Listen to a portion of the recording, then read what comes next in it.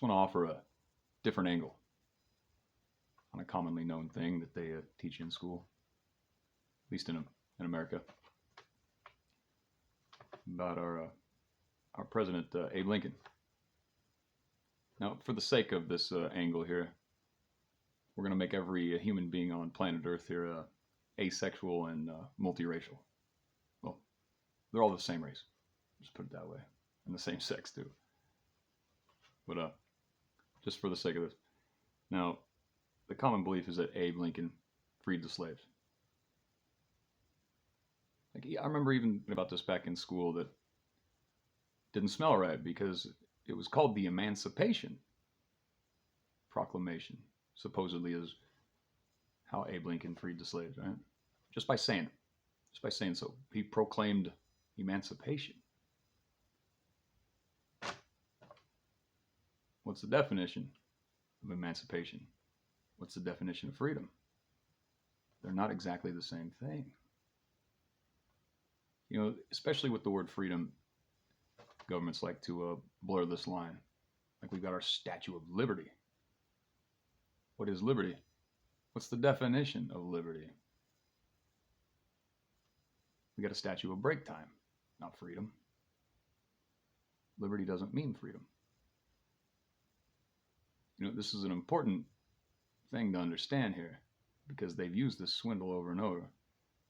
Emancipation and freedom are not the same thing. Freedom is freedom. Emancipation is something else. I mean, and that's the truth with every other word. Freedom is freedom.